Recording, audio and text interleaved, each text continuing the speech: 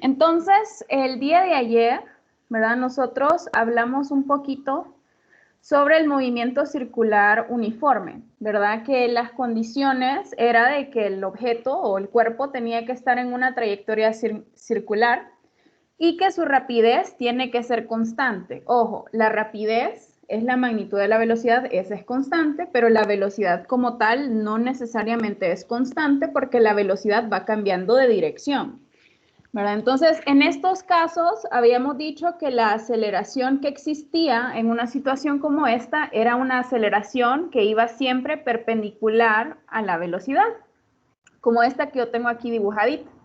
Esta aceleración que siempre va perpendicular a la velocidad, pues siempre apunta hacia el centro y nosotros la llamamos aceleración radial o aceleración centrípeta. A veces uno escucha el término aceleración centrífuga, ¿verdad? Pero la aceleración centrífuga, eso no existe, ¿verdad? Centrífuga significaría que la aceleración apuntara hacia afuera. La aceleración en estos tipos de movimientos siempre va a apuntar hacia adentro, ¿ok? Igual, aunque no sea movimiento circular uniforme, cuando ustedes, o si se acuerdan, ¿verdad? Cuando hablamos un poquito sobre cómo era la aceleración en dos dimensiones, cuando había una curva, la aceleración siempre apuntaba hacia el centro, o sea, hacia adentro de la curva, ¿verdad? No era que el objeto estaba dando una curva hacia la derecha y la aceleración iba hacia el otro lado. O sea, usualmente la aceleración siempre va hacia adentro de la curva. En este caso, pues es específicamente la aceleración radial que siempre apunta hacia el centro, ¿verdad? Pero en los otros casos, pues por lo menos está un poquito inclinada hacia adentro de la curva. La aceleración centrífuga, como les dije, no existe, ¿verdad? No hay una aceleración hacia afuera. Ahora, parece que la aceleración centrífuga sí existe, ¿verdad? Pareciera como que nosotros a veces, no, bueno, no sé ustedes, ¿verdad? Porque ya no es tan popular eso, pero por ejemplo, cuando uno se sube a esos juegos mecánicos, ¿verdad? Hay unos que son de dar círculos. Creo que hay uno que se llamaba el Tagada, no sé, que la gente se pegaba a la orilla y el juego es empezaba a dar vueltas y pues uno se tenía que agarrar porque si no salía volando. Entonces, a veces en situaciones como esas, ¿verdad? Nosotros sentimos como que hay una fuerza que nos está aplastando contra la pared, ¿verdad? Así como que sentimos como que algo nos está empujando contra la pared. Pero eso es nada más la inercia, ¿verdad? De que nuestro cuerpo quiere permanecer en una sola posición, pero el objeto nos está empujando. Entonces, por eso a veces es como una ilusión. En realidad eso no hay ninguna fuerza que nos está empujando hacia la pared, por así decirlo.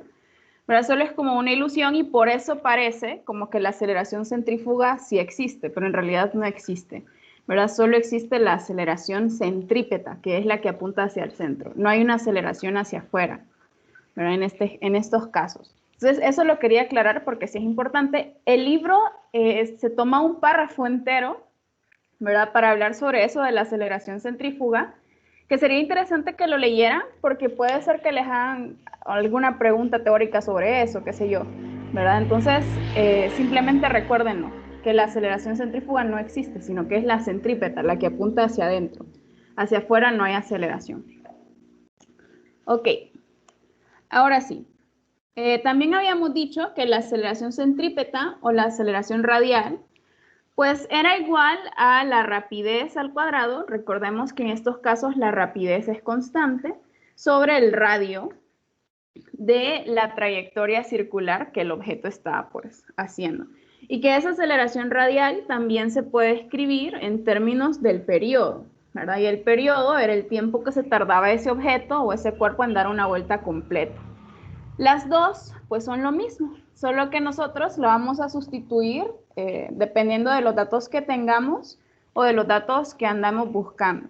¿Okay? La otra cosa que yo les había mencionado ayer era de que pues si hay una aceleración radial, tiene que haber una fuerza acompañando esa aceleración, ¿no? Entonces, yo les había dicho que casi siempre, ¿verdad? Va a haber una fuerza que va a apuntar también hacia el centro, porque no puede existir una aceleración radial sin una fuerza que esté causando esa aceleración radial. ¿Verdad? Entonces, usualmente es una fuerza que apunta hacia el centro. En este caso, de este niño, pues sería la tensión en la cuerda, y ustedes mismos lo dijeron, ¿verdad? Si hacemos el diagrama de cuerpo libre sobre este niño, pues el peso va a apuntar siempre hacia abajo, ¿verdad? Esa no apunta hacia el centro.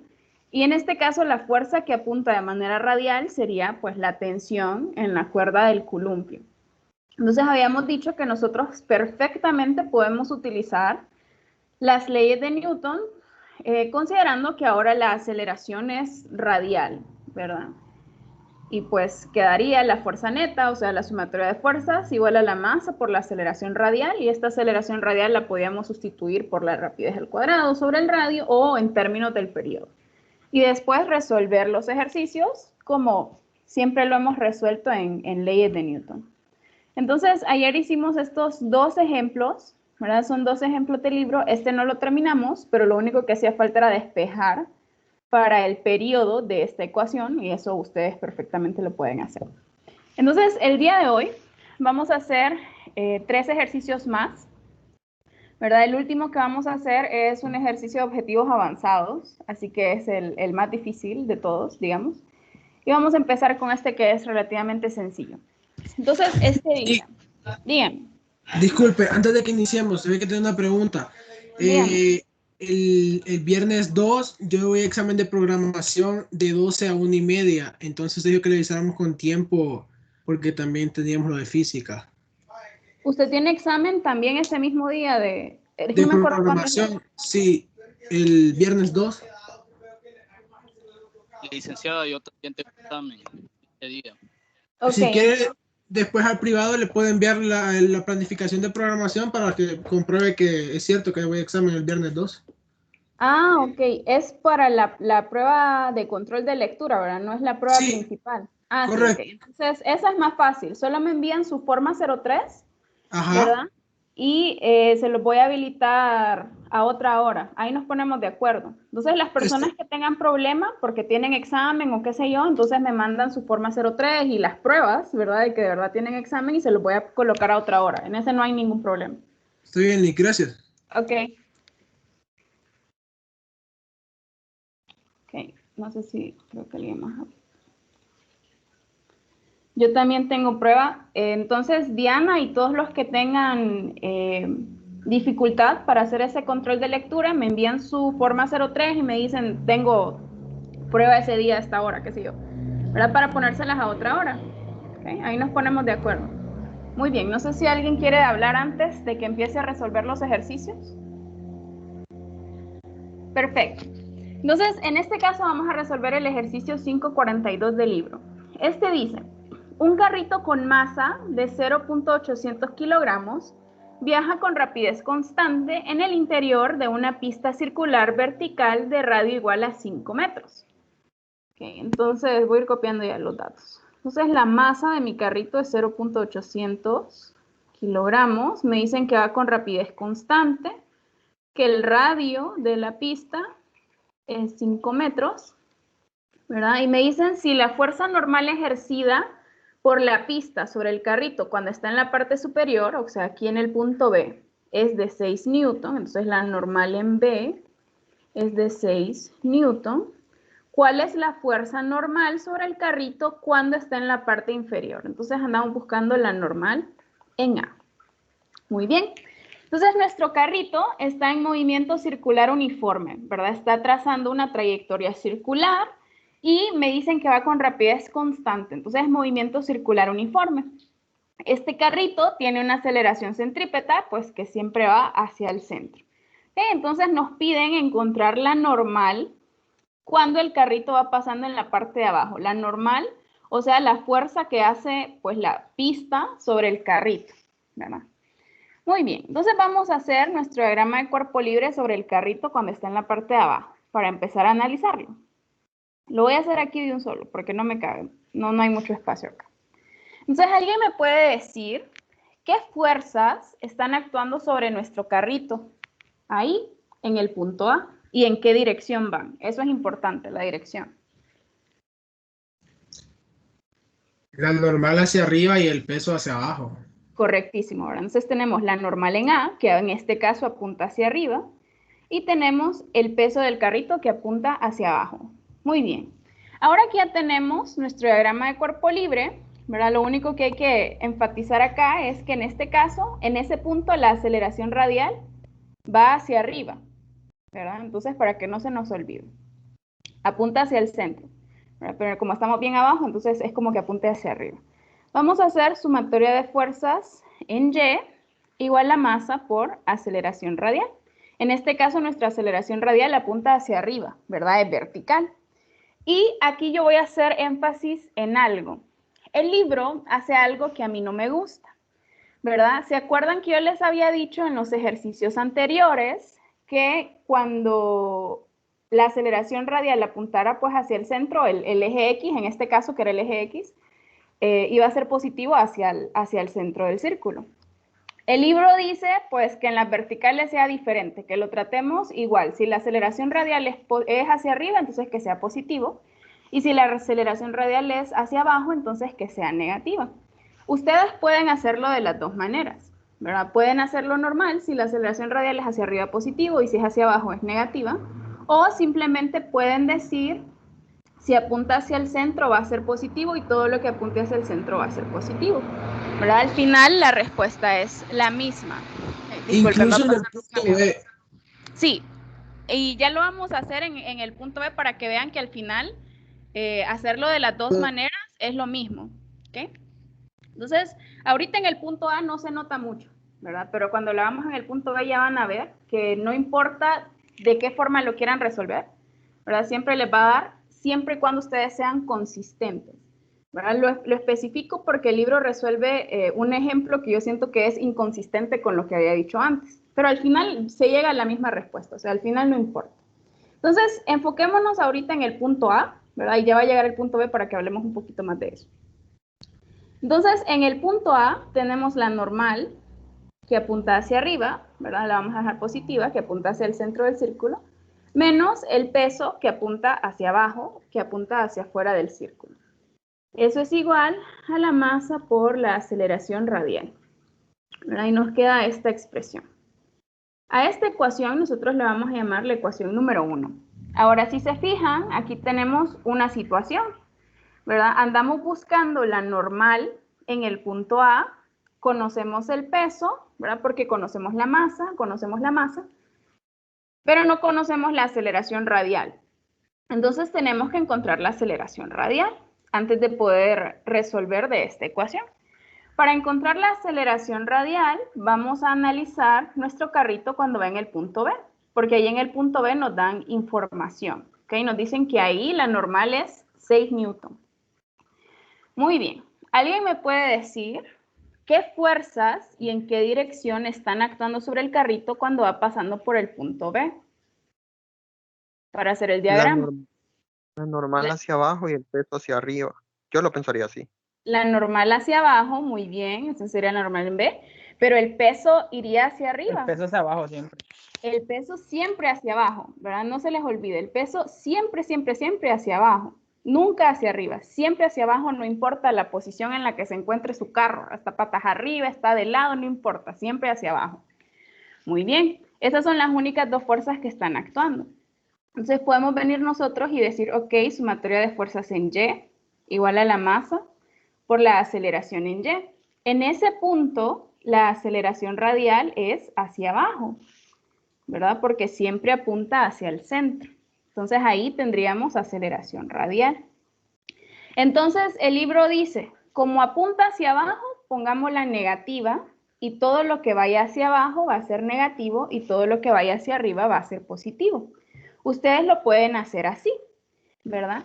Pero también pueden decir, como apunta hacia el centro, lo voy a definir positivo y todo lo que apunte hacia el centro va a ser positivo. Entonces la normal y el peso también irían positivas. Al final, no importa, como ustedes decidan hacerlo. Yo lo voy a hacer de la manera que lo hace el libro, ¿verdad? Negativo hacia abajo, positivo hacia arriba, para que al final vean que no importa. O sea, la respuesta siempre es la misma. Solo hay que ser consistentes.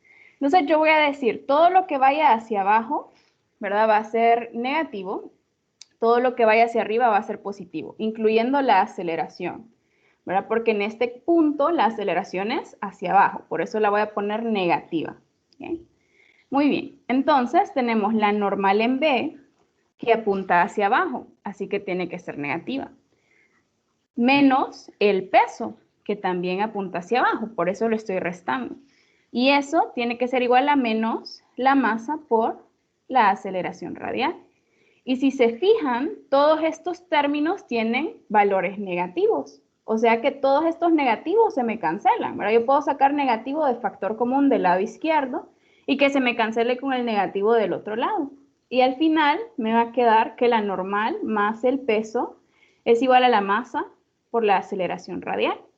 Y si se fijan, esta sería la misma expresión que nos hubiera quedado si hubiéramos dicho como apunta hacia el centro va a ser positivo y todo lo que apunte hacia el centro va a ser positivo.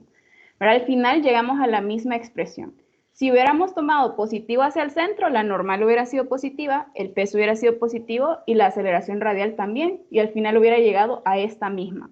¿Okay? Entonces no importa de qué forma lo quieran resolver ustedes, ¿verdad? Si a ustedes se les hace más fácil definir todo lo que vaya hacia el centro positivo y todo lo que vaya hacia afuera del centro negativo, pues está bien. O si lo quieren hacer con la definición normal, ¿verdad? Negativo hacia abajo, positivo hacia arriba, también está bien. Lo importante es ser consistentes, ¿verdad? Y al final van a llegar a lo mismo, ¿ok? No sé si está claro por qué digo yo que no importa si lo hacen asumiendo negativo hacia abajo o positivo hacia el centro, al final llegan a lo mismo. No sé si alguien tiene alguna pregunta sobre esto. Ok. Entonces, después de haber hecho sumatoria de fuerzas en Y, en el punto B, ¿verdad? Nosotros obtenemos la ecuación número 2. Si se fijan, de la ecuación número 2, nosotros conocemos la normal en B, que es 6 Newton, conocemos el peso, conocemos la masa y podemos despejar para la aceleración radial, que la vamos a necesitar en la ecuación número 1. Entonces, la aceleración radial, si nosotros despejamos, va a ser la normal en el punto B, más el peso, que es mg, sobre la masa. O sea que la aceleración radial va a ser 6 Newton más 0.8 kilogramos por 9.8 metros por segundo cuadrado. Todo esto sobre 0.8 kilogramos. O sea que ¿cuánto es la aceleración radial en este sistema? 17.3 nada más. 17.3 metros por segundo cuadrado. ¿A alguien le dio diferente? Yo creo que esa es la respuesta. Ok, parece que a nadie le dio diferente. Muy bien. Ahora que ya tenemos la aceleración radial, pues podemos despejar de la ecuación número 1. Entonces, de la ecuación número 1 podemos ya por fin despejar para la normal en A, que eso es lo que andábamos buscando, ¿verdad? Y la normal en A va a ser el peso, que sería mg, más la aceleración radial. Entonces voy a sacar de un solo el factor común de la masa. O sea que la normal en A va a ser 0.8 kilogramos por 9.8 metros por segundo cuadrado más 17.3 metros por segundo cuadrado. ¿Cuánto es la normal en A?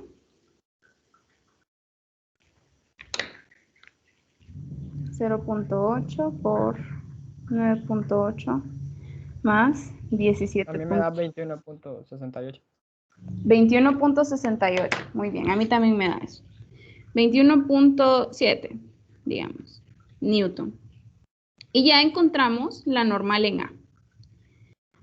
Muy bien, ahora analicemos qué es lo que está pasando acá. Si se fijan, la normal en el punto más bajo es mayor que la normal en el punto más alto. En el punto más alto es nada más 6 Newton. En el punto más alto, en el punto más bajo, perdón, es 21.7 Newton. ¿Ustedes creen que esa respuesta está correcta? ¿Creen que tiene sentido que la normal en el punto más bajo sea mucho mayor que la normal en el punto más alto?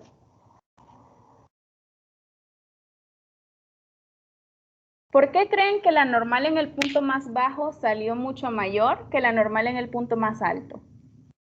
Yo creo que es por la ayuda con lo de la gravedad y el peso. Sí, ¿verdad? Está relacionado así. Entonces, acuérdense que la normal es una fuerza de reacción, ¿verdad? Es la reacción que tiene la superficie sobre el cuerpo que le está haciendo una fuerza. En el punto más abajo, el carro tiene todo el peso sobre la, ¿cómo se llama? Prácticamente todo el peso sobre la pista. ¿Verdad? Entonces el carro le está haciendo mucha más fuerza en la parte de abajo a la pista que en la parte de arriba, porque en la parte de arriba está como colgando. ¿verdad? Entonces, tiene sentido de que la normal en la parte de abajo sea mucho mayor, porque acuérdense que la normal depende de qué tanta fuerza le están haciendo ustedes a la superficie, ¿verdad? Y en la parte de abajo, pues el carro le está haciendo mucho más fuerza porque tiene todo el peso contra la pista. En cambio, en la parte de arriba, como está colgando, ¿verdad? No está sosteniendo, o sea, el carro no le está haciendo una fuerza directamente a la pista, ¿verdad? Sino que parte del peso va hacia abajo, no va hacia arriba, no le está afectando hacia arriba, ¿verdad? Entonces, por eso la normal en la parte de arriba nos quedó menor que en la parte de abajo. Y si alguna vez ustedes se han subido a una montaña rusa, ¿verdad? Usualmente en la parte de abajo, o se han subido al gusanito, aunque sea, ¿verdad? Yo tampoco me he subido a ninguna montaña rusa, no se preocupen. Si se han subido al gusanito o en un columpio, ¿verdad? Cuando van en la parte más baja, ustedes sienten como que están, como que el asiento los está aplastando, algo así, ¿verdad? Como que sienten como que el asiento les está empujando hacia arriba, no sé, o sea, ustedes se sienten todos aplastados, ¿verdad? El asiento los está aplastando a ustedes y así. Entonces, eso es debido a pues una situación similar a esta, ¿verdad? La normal que hace el asiento sobre ustedes es mayor que la normal que hace el asiento sobre ustedes cuando van de cabeza, por ejemplo, ¿verdad? Porque cuando van de cabeza ustedes no están poniendo todo su peso sobre el asiento, pero cuando van en la parte más baja ustedes están poniendo todo su peso sobre el asiento, entonces la normal que les hace el asiento va a ser mayor que la normal que les haría el asiento si están pues dado vuelta, ¿verdad? Entonces sí tiene sentido, solo es de meditarlo un poquito, pero sí tiene sentido nuestra respuesta. No sé si alguien tiene alguna pregunta antes de que avancemos más. Ok, sigamos. Este ejercicio dice, el columpio gigante de una feria local consiste en un eje vertical con varios brazos horizontales unidos a su extremo superior. Cada brazo sostiene un asiento suspendido de un cable de 5 metros, sujeto al brazo en un punto a 3 metros del eje central. Inciso A, calcule el tiempo de una revolución del columpio si el cable forma un ángulo de 30 grados con la vertical. Inciso B, el ángulo depende del peso del pasajero para una velocidad de giro determinada. Entonces, vamos a averiguarlo. Bueno, entonces, en este caso tenemos este juego, ¿verdad? En este caso, pues tenemos este poste está rotando y pues tiene unos brazos, ¿verdad? Entonces, este es un ejemplo de uno de los brazos. Sale un brazo que está pues paralelo al suelo, que mide 3 metros, y después se forma un ángulo de 30 grados y viene otro cable que tiene una longitud de 5 metros y aquí está la silla de la persona. Bueno, entonces, esta persona pues va a empezar a rotar de esta manera. ¿Verdad? Esa sería como la trayectoria que seguiría esa persona, ¿verdad? Muy bien, entonces aquí lo estamos viendo como de lado. Entonces lo primero que nosotros debemos hacer después de que pues entendemos lo que está sucediendo es sacar la mayor cantidad de datos posibles, ¿verdad? Entonces, para empezar, lo que yo diría sería que averiguemos bien cuál va a ser el radio de la trayectoria que está siguiendo esta persona, ¿verdad? Obviamente no solo son los 3 metros, sino que hay que agregarle este pedazo, ¿verdad? Que se encuentra pues con este triangulito. Entonces el radio va a ser los 3 metros, ¿verdad? Porque el origen de la trayectoria del círculo sería aquí donde está el poste, ¿verdad? Más esta longitud. ¿A qué va a ser igual esta longitud? Sería seno de 30. Sí, sería 5 metros seno de 30, ¿verdad? 5 metros por seno de 30. Entonces, ¿cuánto da esto? ¿Cuánto es el radio? El radio total sería 3 más 5 por seno de 30. Ok, a mí me dio 5.5 metros. Sí, a mí también. Perfecto. Entonces ya tenemos el radio, ¿verdad? Que no era un dato tan explícito, ¿verdad? Ya sabemos que el radio de toda la circunferencia que esta persona va a recorrer es 5.5 metros. Ok. Y pues básicamente eso es todo, ¿verdad? Esa es toda la información que nos dan, no nos dicen nada sobre las fuerzas. Ahora que ya tenemos el radio, que era lo primero que creo que se podía calcular ahí, lo que hay que hacer es hacer un análisis de fuerzas. En este caso me están pidiendo en el inciso A cuánto tiempo se tarda en dar una vuelta. ¿Qué es lo que me están pidiendo ahí? ¿Cómo se llama el tiempo que se tarda en dar una vuelta? Periodo. El periodo. Entonces aquí lo que me están pidiendo es el periodo. Muy bien. Así que para encontrar el periodo, nosotros vamos a hacer sumatoria de fuerzas igual a la masa por la aceleración radial, y esa aceleración radial la podemos escribir en términos del periodo y después despejamos para el periodo. Entonces, aquí el proceso sería hacer diagrama de cuerpo libre, sumatoria de fuerzas. Entonces, sobre esta muchacha, pues va a estar actuando la fuerza de este tubo, de este cable, ¿verdad? En esta dirección, y su propio peso, ¿verdad? Ups, lo dibujé súper horrible. El peso siempre hacia abajo, que iría hacia abajo. Prácticamente esas serían las únicas fuerzas que están actuando sobre la muchacha y la silla, ¿verdad? Vamos a tratar a la muchacha y la silla como que si son un solo objeto. Hay casos en los cuales sí les piden a ustedes tratar a la silla y a la persona como objetos diferentes, ¿verdad? Y ahí tendrían que tomar en cuenta la normal que le hace la silla y toda esa onda. Pero en este caso lo vamos a tratar como que si son un solo objeto, ¿verdad? Un solo objeto. Muy bien, entonces voy a hacer de nuevo mi diagrama para que esté más ordenadito. Bueno, entonces en este caso, pues la aceleración radial, ahí donde está mi dibujito, iría hacia la izquierda. Entonces yo voy a decir el positivo del X hacia la izquierda y el negativo del X hacia la derecha. Y Y positivo hacia arriba y Y negativo hacia abajo. Entonces tenemos la fuerza del tubo S, ¿verdad? Ahora, este ángulo es alterno interno con estos 30 grados. Entonces ahí va a ser un ángulo de 30. Y hacia abajo tenemos el peso de la persona y la silla. ¿Ok? Esas son las únicas fuerzas que están actuando. Vamos a hacer sumatoria de fuerzas. Podemos hacer sumatoria de fuerzas en X y sumatoria de fuerzas en Y. Empezamos haciendo sumatoria de fuerzas en X. Entonces, sumatoria de fuerzas en X igual a masa por la aceleración radial. En este caso, la aceleración radial es en X, ¿verdad? Muy bien, entonces en X, pues solo tenemos la componente en X de la fuerza F, que así con este ángulo conocido, esa componente en X va a ser F seno de 30, porque sería esta, ¿verdad? La que está opuesta al ángulo, con este ángulo que conocemos. Y va a ser positiva porque apunta hacia el centro del círculo, ¿ok? Esa es la única fuerza que tiene componente en X y esto tiene que ser igual a la masa por la aceleración radial. Muy bien. Y tenemos esta ecuación que vamos a llamar la ecuación número 1. Ahora, analizando un poquito esta ecuación, nosotros nos damos cuenta de que tenemos un problemita, ¿verdad? No sabemos cuánto es F y lo que andamos buscando, pues lo podemos sustituir aquí en la aceleración radial, ¿verdad? Me quedaría en términos del periodo.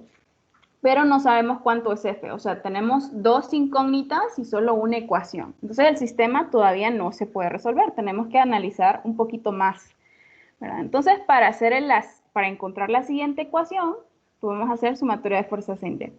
En este caso, esta persona no se va a mover verticalmente, ¿verdad? Sino que va a trazar la trayectoria circular solo de manera horizontal, ¿verdad? Vertical no se va a mover, entonces verticalmente no va a estar acelerado. Así que vamos a tener sumatoria de fuerzas en Y igual a 0.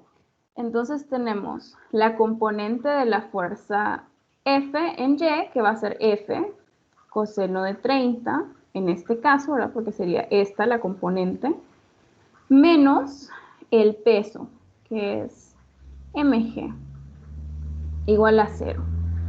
Entonces, si se fijan, de la ecuación 2, nosotros podemos despejar para averiguar cuánto es F, ¿verdad? Es mi única incógnita de esa ecuación. Así que vamos a despejar de la ecuación 2 para F, y vamos a tener que F va a ser el peso sobre coseno de 30. Muy bien, ya sabemos cuánto es F. Ahora lo podemos sustituir en la ecuación 1, ¿verdad? Reemplazar también la aceleración radial y pues despejar para el periodo, que eso es lo que me están pidiendo. Entonces,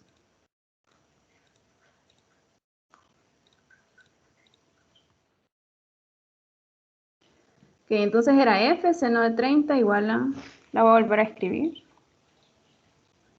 Entonces F seno de 30 igual a la masa por la aceleración radial. Pero F ya sabemos que es el peso sobre coseno de 30. Entonces va a ser mg coseno de 30. Todo esto por seno de 30. Igual a masa por la aceleración radial. Pero como andamos buscando el periodo, sale mejor escribirlo en términos del periodo, que sería 4pi cuadrado por r sobre el periodo al cuadrado. Muy bien. Entonces, pues aquí se pueden cancelar algunas cosas, ¿verdad? Si se fijan, la masa está a ambos lados de la expresión. Todos los términos tienen la masa. Entonces se pueden cancelar. O sea que al final la masa de la persona y el columpio pues no importa mucho, ¿verdad? Y yo puedo reescribir esta ecuación para que me quede más bonita, así como G tangente de 30, porque seno sobre coseno es tangente, igual a 4pi cuadrado r sobre t cuadrado. Y de esta ecuación podemos despejar para el periodo, que es lo que me piden. Entonces voy a tener que el periodo va a ser 4pi cuadrado por r, que ya sabemos cuánto es, sobre g tangente de 30, la raíz de todo esto. O sea que va a ser 2pi por r sobre g tangente de 30. Entonces, 2pi por r, habíamos dicho que era 5.5 metros sobre 9.8 metros por segundo cuadrado por la tangente de 30. ¿Cuánto es el periodo? A ver, entonces 5.5 entre 9.8, por la tangente de 30. Ok, la raíz de esto por 2pi. ¿Cuánto le da? A mí 6.19, no sé los demás. A mí también me da 6.19. ¿A alguien le da diferente? Igual. Perfecto. Entonces, si a todos nos da igual, pues esa está correcta. Entonces ya encontramos el periodo, ¿verdad? Entonces, si se fijaron, el procedimiento fue igual que en las leyes de Newton, ¿verdad? Diagrama de cuerpo libre, sumatoria de fuerzas, encontramos ecuaciones y resolvemos el sistema. ¿Verdad? Y encontramos el periodo, que era lo que me pedían en el inciso A. Muy bien, no sé si alguien tiene alguna pregunta sobre esto que acabamos de hacer.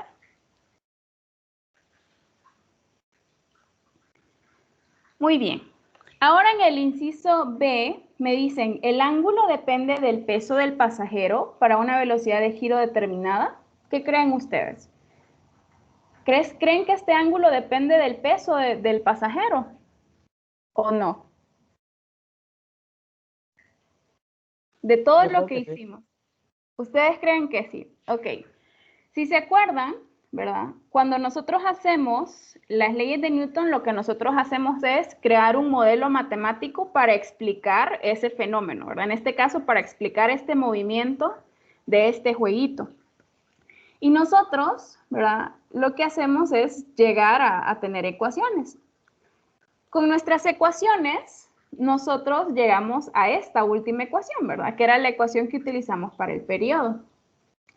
Si se fijan, las masas se nos cancelan, ¿verdad? O sea que al final este sistema no le interesa la masa, ¿verdad? Y de hecho, si ustedes hacen un análisis, y se lo voy a dejar a ustedes que lo hagan de tarea, ¿verdad? Asuman de que no conocen teta, ¿verdad? Que conocen todo lo demás, conocen el periodo, conocen todo, ¿verdad? Y hagan como que van a encontrar teta, se van a dar cuenta de que al final las masas se le van a cancelar. O sea que en este caso no importan las masas, ¿verdad? No importa el peso de la persona en esta situación en específico, porque las masas se nos cancelan. O sea, este ángulo no va a cambiar dependiendo de la masa. Entonces, lo que ustedes harían sería hacer el análisis, ¿verdad? Ustedes ya saben el periodo, ya saben todo, para encontrar teta, ¿verdad? Asuman que no saben que es 30. Y van a llegar a una expresión de teta igual a algo. Y esa expresión, no va a depender de las masas. Las masas se le van a cancelar.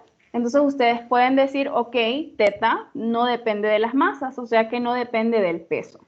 Ahora, si hacen todo esto, ¿verdad? Y al final les queda sí dependiendo de las masas, entonces yo estoy hablando puro huevo y sí depende del tiempo, de la masa, ¿verdad? Sí depende del peso. Pero eso es lo que ustedes tendrían que hacerlo para verificarlo bien, ¿verdad? Encuentren teta, hagan sumatoria de fuerzas en X, sumatoria de fuerzas en Y van a darse cuenta de que el ángulo al final no va a depender de las masas. Y si les queda en términos de las masas, pues sí depende del peso, ¿verdad? Pero yo creo que no depende de las masas, porque las masas se cancelan. Ok, entonces se lo voy a dejar a ustedes para que ustedes lo intenten resolver y averiguar si en efecto el ángulo depende de las masas o no depende de las masas. ¿Ok? No sé si alguien tiene alguna pregunta. Vamos, sigamos, que este es el que quería hacer. Este ejercicio es uno de los ejercicios de objetivos avanzados que está en la lista. Entonces, si ustedes quieren saber cuáles son los ejercicios de objetivos avanzados o cómo son en la lista de problemas que yo les di, ¿verdad? Que está en el campus, ahí les aparecen. Y este es el primero de objetivos avanzados que aparece en movimiento circular uniforme. Entonces, este dice, el bloque de 4 kilogramos de la figura está sujeto a una varilla vertical con 2 cuerdas. Cuando el sistema gira en torno al eje de la varilla, las cuerdas se extienden como indica en el diagrama. Y la tensión en la cuerda superior, es de 80 newton. Inciso A, ¿qué tensión hay en la cuerda inferior? Inciso B, ¿cuántas revoluciones por minuto realiza el sistema? Inciso C, calcule las revoluciones por minuto con las que la cuerda inferior pierde su tensión. Inciso D, explique qué sucede si el número de revoluciones por minuto es menor que en el inciso C. Entonces aquí nos piden muchas cosas. Vamos a ir haciéndolo paso a paso. Me dicen que la masa del objeto es 4 kilogramos, ¿verdad? Me dicen que está puesto está sujeto de esta manera. Entonces este objeto lo que va a hacer es girar alrededor de ese poste de esta manera. ¿Okay? Entonces así, va a ir girando. Okay. Me dicen que la longitud de esta cuerda es 1.25 y es la misma que esta. Que la longitud entre las dos cuerdas es 2 metros. Muy bien, y esa es prácticamente toda la información que me dan. Me dicen que la tensión en la cuerda superior es 80, entonces a la cuerda de arriba le voy a poner la tensión 1 y a la cuerda de abajo le voy a poner la tensión 2.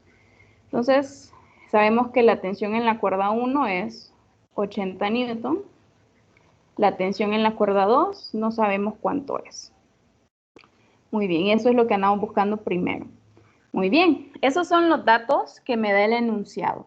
Ahora nosotros podemos sacar más datos viendo la figura. ¿Qué otro dato podemos sacar nosotros solo a partir de lo que me da la figura? ¿Qué dato creen que vamos a necesitar que lo podemos sacar de ahí? De hacer geometría y trigonometría y todo eso.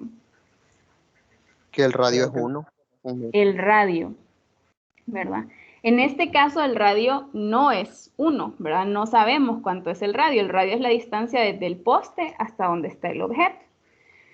Ok, entonces, ¿cómo vamos a averiguar cuánto es ese radio? Pues este es un triángulo isósceles, ¿verdad? Tiene dos lados iguales y un lado diferente.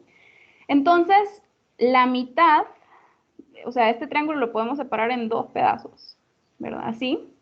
Entonces, este lado de aquí abajo sería el radio. Aquí sería 1.25 metros. Y este lado, ¿cuánto mediría? Si todo el triángulo completo, este lado mide 2, entonces de aquí a acá solo mide 1 metro. Correcto. Correcto, solo mide 1. Entonces, aquí hay un ángulo de 90, ¿verdad? Y nosotros podemos utilizar Pitágoras para averiguar cuánto es el radio, primero, ¿verdad? Entonces, acuérdense que Pitágoras dice que la hipotenusa al cuadrado tiene que ser igual al cuadrado, a la suma de los cuadrados, de los catetos al cuadrado. Entonces sería r cuadrado más 1 metro al cuadrado. O sea que r va a ser 1.25 metros al cuadrado menos 1 metro al cuadrado, la raíz de todo esto. ¿Cuánto es r? ¿Alguien me puede decir? 0.75. Perfecto, 0.75 metros. Entonces, este es el radio con el que este objeto va a estar girando. R es 0.75 metros. Muy bien. Entonces, eso era pura geometría.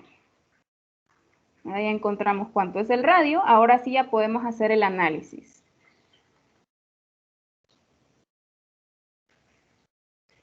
Muy bien, para hacer el análisis vamos a empezar haciendo diagrama de cuerpo libre sobre nuestro objeto. ¿Ok? Ah, aquí nos hace falta otro dato también. Me imagino que ya se habrán dado cuenta. Entonces, sobre nuestro objeto está actuando la tensión en la cuerda 1, ¿verdad? Que es la de arriba, la tensión en la cuerda 2, que es la de abajo, y también está actuando el peso, que el peso pues siempre va hacia abajo. Ahora, antes de poder resolver este ejercicio nos hace falta un poquito más de información que nos da la figura. ¿Qué otra cosa nos hace falta ahí para poder hacer sumatoria de fuerzas?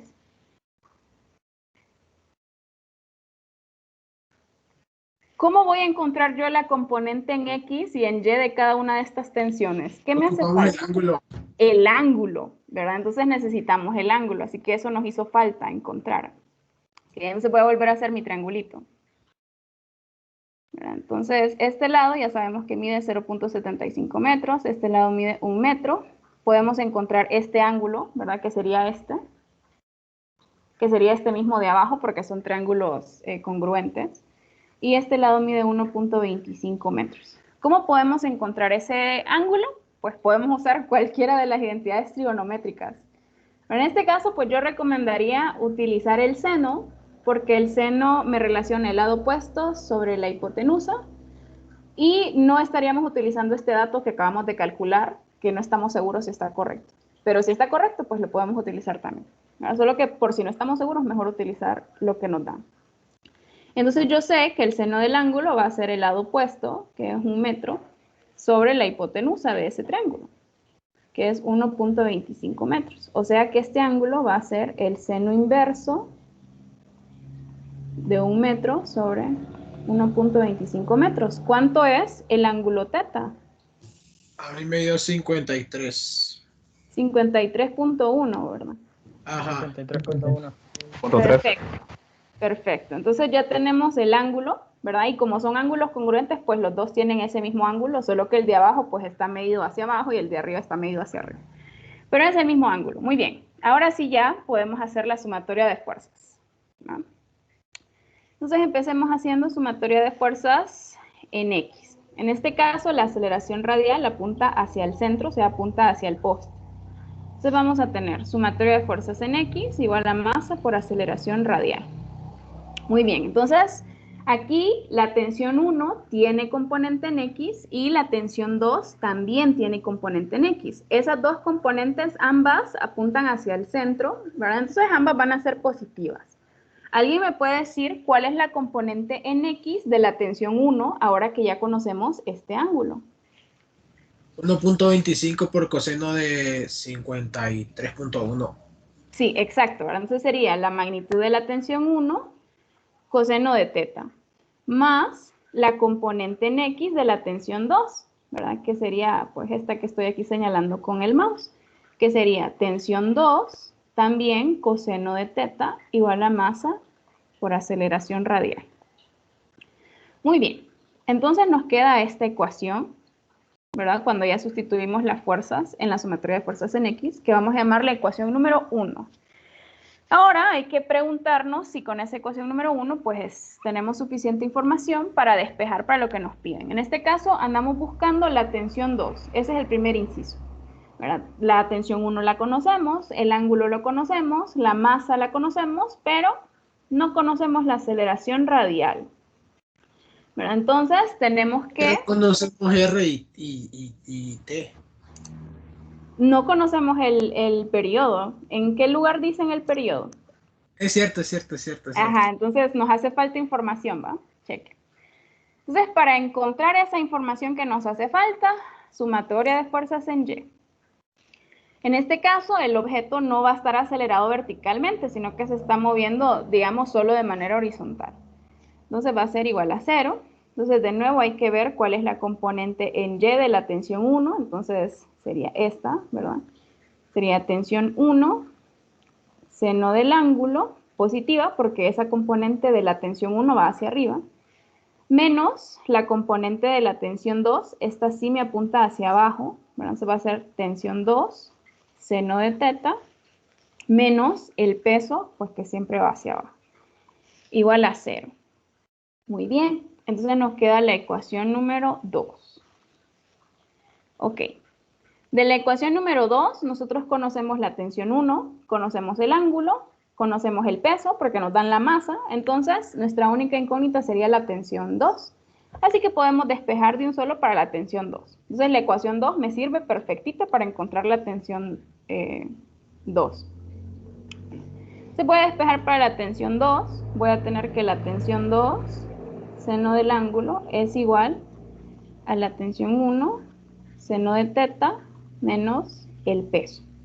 O sea que la tensión 2 va a ser la tensión 1, seno del ángulo, menos el peso, que lo voy a escribir en términos de la masa, porque es lo que yo conozco, sobre el seno del ángulo. Todos estos son valores conocidos, así que podemos sustituir ya de un solo y decir que la tensión 2 va a ser 80 newton, seno del ángulo, que habíamos encontrado que era 53.1 grados, menos la masa, que es 4 kilogramos por 9.8 metros por segundo cuadrado, sobre el seno de 53.1 grados. ¿Cuánto es la tensión 2?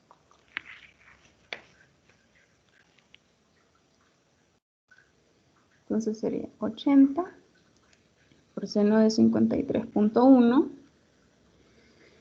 menos 4 por 9.8 entre seno de 53.1. Me salió error. 80 por seno. 30.98 me da. Ok. ¿Alguien más le da igual? Sí, eso. ¿Cuánto dio? La, a mí me, 30.98. 30.98. a mí me salió 3.841. No, pues eso está mal, la verdad. Ahí. Ok, a mí también me dio 30.98.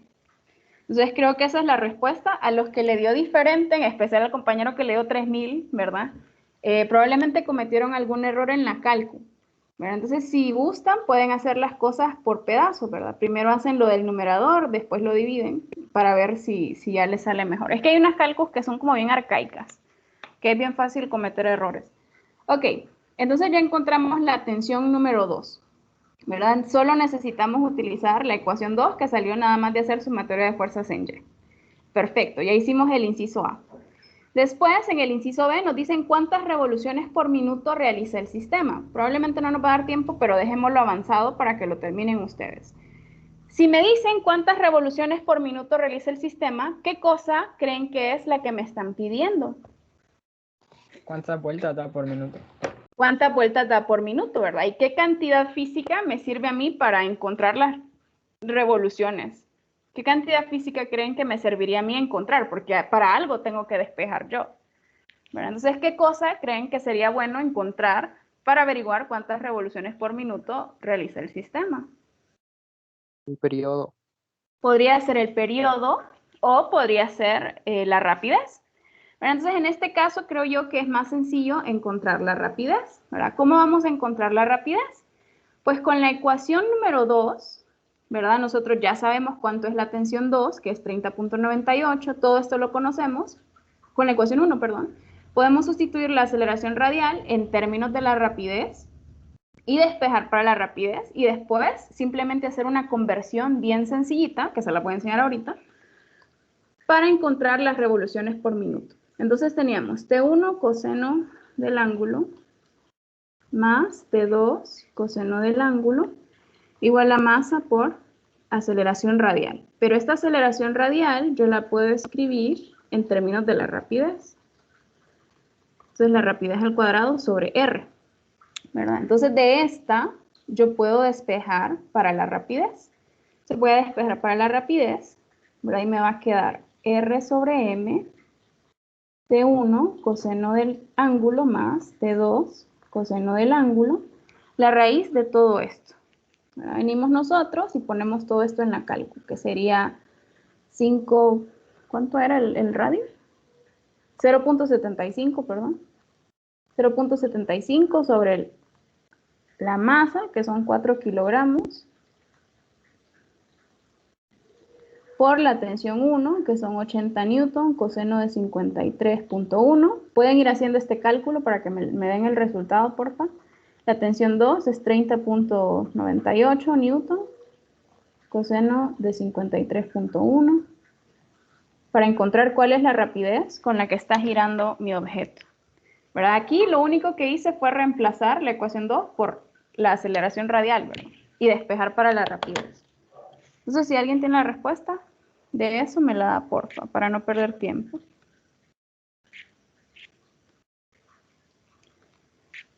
A ver, 80. A mí me da 28.28. 28.28. ¿A los demás?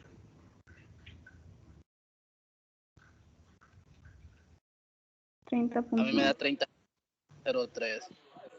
Ok. A ver cuánto me da a mí.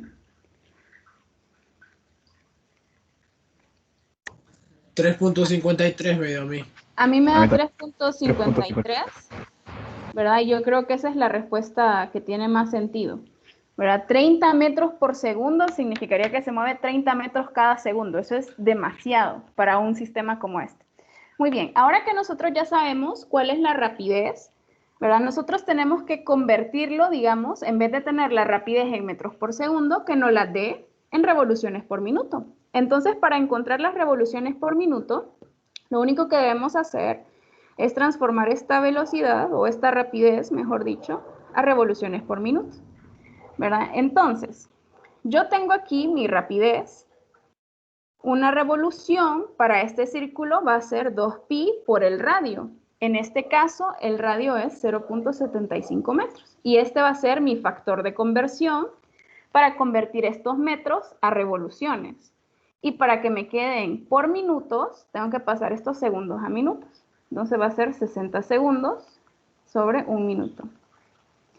Entonces, si hacemos esta conversión, ¿verdad? Esta es la que me convierte los metros a revoluciones y esta es la que me convierte los segundos a minutos. ¿Cuánto me queda? Entonces sería 3.53 entre 2pi por 0.75 por 60.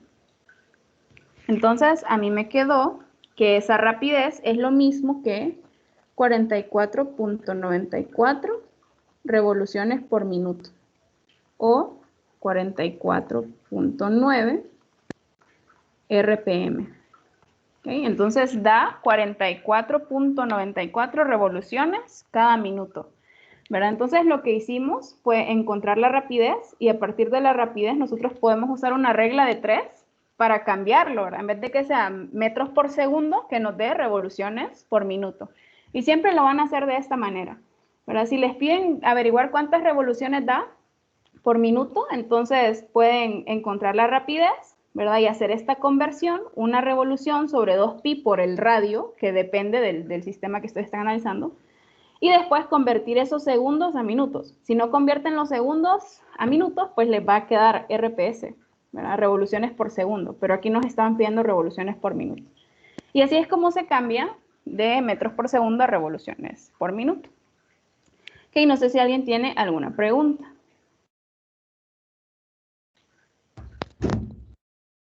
Ok, ese era el inciso B, ¿verdad? ¿Cuántas revoluciones por minuto realiza el sistema? Pues realiza 44.9 revoluciones por minuto. Después dice, calcule las revoluciones por minuto con las que la cuerda inferior pierde su tensión. Entonces, el procedimiento sería exactamente el mismo, solo que ahora ustedes, y aquí creo yo que es la parte donde viene lo difícil, ustedes tienen que asumir de que la tensión 2 es 0, ¿verdad? Porque les están preguntando cuáles son las revoluciones por minuto cuando la tensión inferior pierde su tensión, cuando la cuerda inferior pierde su tensión, o sea, cuando la tensión en la parte de abajo es 0. Entonces, ustedes pueden perfectamente venir y hacer el mismo análisis, ¿verdad? Van a llegar a la misma respuesta, a las mismas ecuaciones, este término va a ser 0 y pues solo sería de sustituir. También hay que considerar de que si no hay tensión en la cuerda de abajo, en la cuerda de arriba la tensión también sería otra. Entonces habría que encontrar primero cuál es la tensión en la cuerda de arriba. En la cuerda de abajo no hay tensión. Hacen el análisis para encontrar la rapidez y después transforman esa rapidez en revoluciones por minuto. ¿Ok? Entonces eso se lo voy a dejar a ustedes de tarea para que lo intenten hacer, ¿verdad? En el inciso C, la tensión en la cuerda de abajo es 0, la tensión en la cuerda de arriba ahora es diferente, ¿verdad? Encontrar la rapidez que va a tener el sistema y transformar esa rapidez a revoluciones por minuto. Y ya deberían de tener la respuesta, ¿verdad? Entonces, por favor, quiero que para mañana por lo menos alguien lo haya hecho, ¿ok? Y vamos a checar a ver cuál era la respuesta. Después en el inciso D les preguntan qué sucede si el número de revoluciones por minuto es menor que en el inciso C. Lo vamos a checar mañana, pero piensen ustedes qué creen que va a suceder. Bueno, entonces no sé si hay alguna pregunta hasta ahorita. Va, pues. Entonces nos quedaríamos acá, ¿verdad?